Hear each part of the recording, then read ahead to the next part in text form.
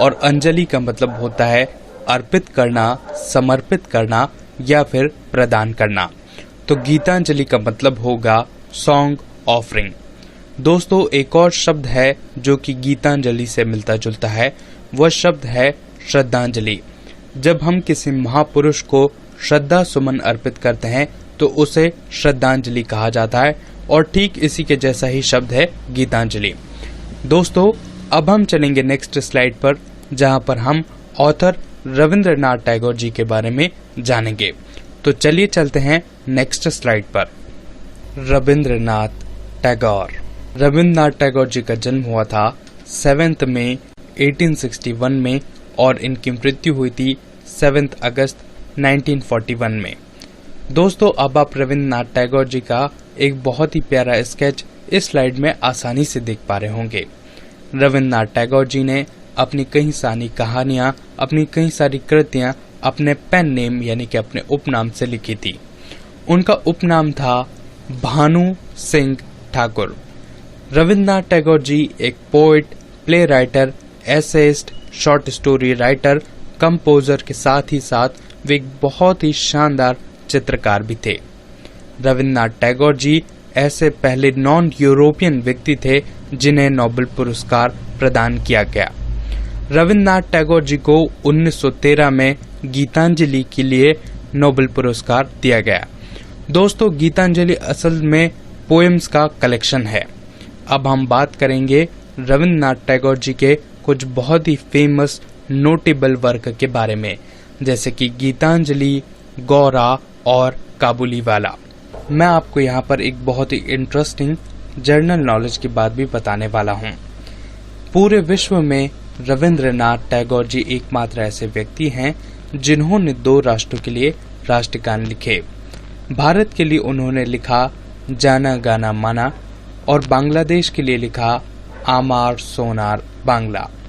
दोस्तों, अब हम चलेंगे नेक्स्ट स्लाइड पर, जहां पर मैं आपको ये पूरा लेसन बहुत ही सरल शब्दों में एक्सप्लेन करूंगा। तो चलिए चलते हैं नेक्स्ट स्लाइड पर।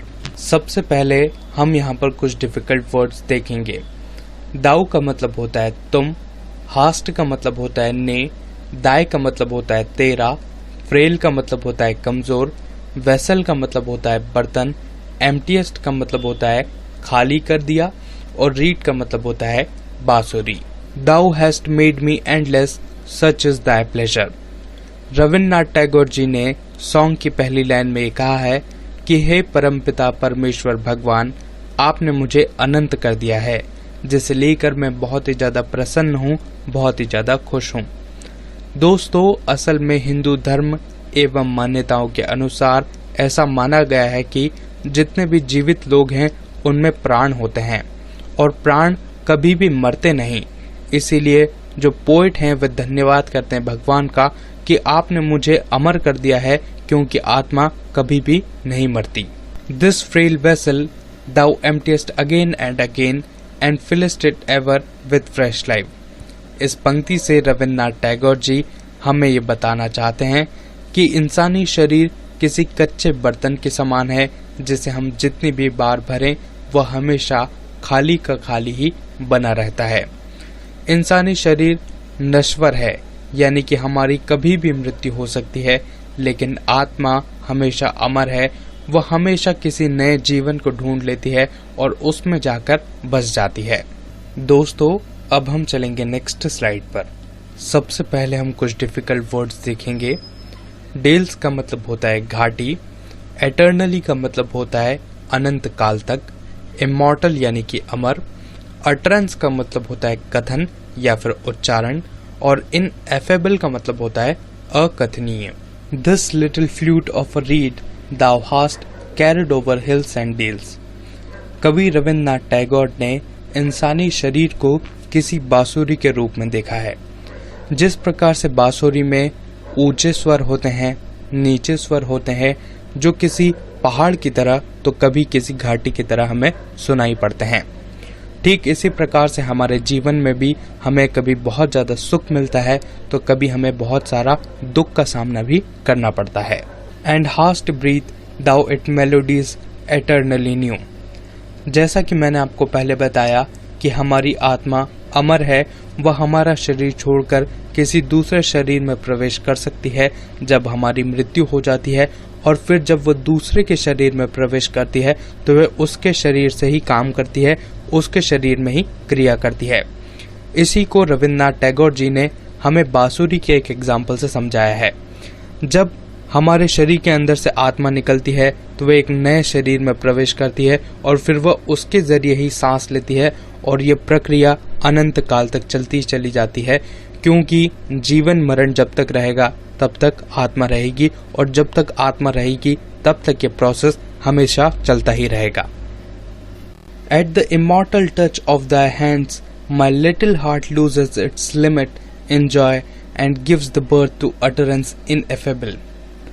कवि रविन्द्रनाथ टैगोर यहाँ पे कहते हैं कि जब परम पिता परमेश्वर अपने हाथों से जब मुझे छूते हैं तो मेरा छोटा सा दिल बहुत ज़्यादा खुश हो जाता है, प्रसन्नता से भर जाता है, और मुझे इतनी ज़्यादा खुशी होती है कि जिसे मैं अपने शब्दों से भी बयान नहीं कर सकता। यानी कि वह खुशी अकथनीय है, यानी कि उसे बोलकर बताया नहीं जा सकता। दोस्तों, अब हम चलेंगे नेक्स्ट स्लाइड पर। Thy infinite gifts come to me only on these very small hands of mine। हे परमपिता परमेश्वर, आपने मुझे जीवन भर बहुत सारी खुशियाँ दी हैं, बहुत सारे गिफ्ट्स दिए हैं, लेकिन मेरे हाथ बहुत ही छोटे हैं और आप लगातार खुशियाँ और गिफ्ट्स देते ही चले आ रहे हैं। दोस्तों, हम सभी अपने जीवन में बहुत ही ज़्यादा खुश हैं।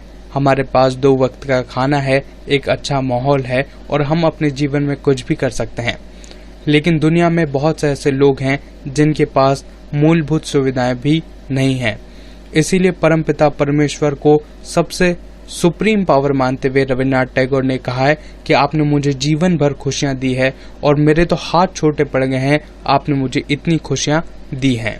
Ages pass and still thou pourest and still there is a room to fill.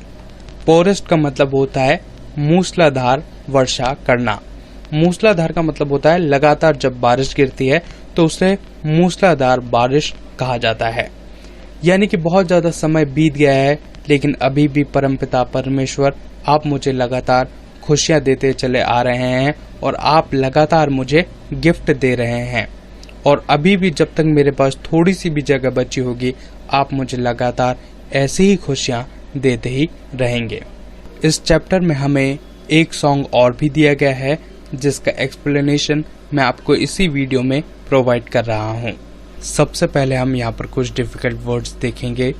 Salutation का मतलब होता है अभिवादन, दी का मतलब होता है तुमको, बर्डन यानी कि बोझ, अनशट का मतलब होता है बोझ उतार लेना। In one salutation to thee my God let all my senses spread out and touch this world at thy feet.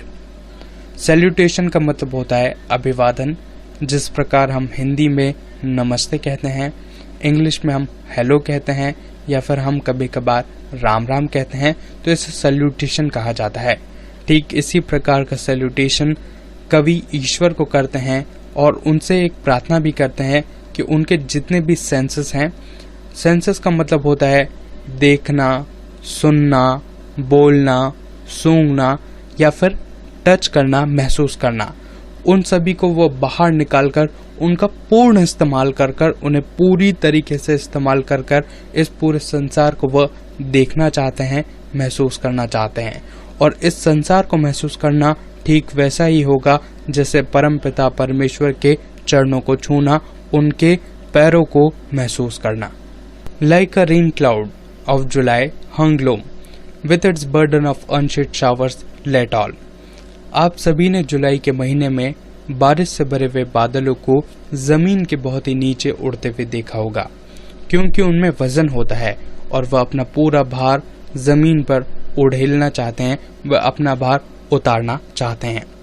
इस लाइन का मीनिंग आपको और भी अच्छे तरीके से नेक्स्ट लाइन में मिलेगा। तो चलिए चलते हैं नेक्स्ट स्लाइड पर। My mind bend down at thy door in one salutation to thee. जिस प्रकार से बादल अपना पूरे वजन को हल्का करना चाहते हैं, ठीक उसी प्रकार से कवि ये कहते हैं कि उनके मस्तिष्क में जितनी भी बुराइयां हैं, जितनी भी परेशानियां हैं, वो उन्हें हल्का करना चाहते हैं और इसके लिए वे अपने सर को परमपिता परमेश्वर के दरवाजे के सामने नीचे झुकाते हैं और उन्हें प्रणाम करते हैं। अब हम चलेंगे नेक्स्ट स्लाइड पर। डाइवर्स का मतलब होता है भिन्न या फिर विविध। Let all my songs gather together, they are diverse strain into a single current and flow to a sea of silence in one salutation to thee. कवि रविन्द्रनाथ टैगोर इन पंक्तियों के माध्यम से कहते हैं कि उनके जितने भी विभिन्न तरीके के गीत हैं, जैसे कि कोई गीत उनका खुशी पर है, कोई दुख पर है, कोई गीत उनका प्रकृति प्रेम पर है या फिर कोई गीत उनका समाज पर है, अगर उन सभी गीतों को एक संगीत में पिरो दिया जाए तो वह किसी पानी की धारा के समान दिखाई पड़ेगा। दोस्तों, अगली लाइन में उन्होंने एक एग्जाम्पल के माध्यम से बताया है कि वह परमपिता परमेश्वर को किस प्रकार से नमन कर रहे हैं। कल्पना कीजिए कि आप समुद्र के उस हिस्से पर हैं जहां चारों ओर सन्नाटा है और केवल लहरों की ही आवाज सुनाई दे रही है। तो जिस प्रकार से उस लहरों की आवाज सुनाई दे रही है, पानी की आवाज सुनाई दे रही है, ठीक इसी प्रकार का नमस्कार कवि परमपिता परमेश्वर को कर रहे हैं। इसका यह मतलब भी हो सकता है कि कवि यह चाहते हैं कि उनके सभी गीत परमपिता परमेश्वर का गुणगान करें। दोस्तों, अब हम चलेंगे नेक्स्ट स्लाइड पर। वोयाज का मतलब होता है समुद्री यात्रा, फ्लॉक यानी कि झुंड, और क्रेन्स का मतलब होता है सारस। Like a flock of home sick cranes flying night and day back to their mountain nest, let all my life take its voyage to its eternal home in one salutation to thee. Homesick का मतलब होता है जो घर में रहना ज्यादा पसंद करता है। सारस वह पक्षी होते हैं जो झुंड में उड़ान भरते हैं। वे दिन भर इधर उधर घूमते हैं खाने की तलाश में और वे लंबी यात्राएं करते हैं, लेकिन रात होने से पहले वे सभी अपने पर्वतीय घोंसलों में वापस आ जाते हैं और अपना समय अपने बच्चों के साथ अपने बिताते हैं। कवि कहते हैं कि हम सभी की जिंदगी इसी प्रकार की है। हम दिन में निकल जाते हैं दूर यात्राओं पर, लेकिन आखिरकार अपने घर आते हैं। कवि आगे कहते हैं कि let all my life take its voyage to its eternal home in one salutation to thee. आगे वे कहते हैं कि हम सभी अपनी समुद्र यात्रा पर हैं, यानी कि जिस प्रकार से हम समुद्र यात्रा करते हैं तो समुद्री यात्राएं अक्सर लंबी होती हैं और इन यात्राओं में हमें अपना पूरा सामान का बंदोबस्त कर कर चलना होता है। तो कवि कहते हैं हम सभी एक समुद्री यात्रा पर हैं जहां पर हमने अपने अपने सामानों का बंदोबस्त कर कर रखा है, लेकिन आखिरकार हमारी जो मंजिल है वह एक ही है और वो है एटर्नल होम, अंततः घर, और वह घर है परमपिता परमेश्वर का। हम सभी अपनी अपनी राहों से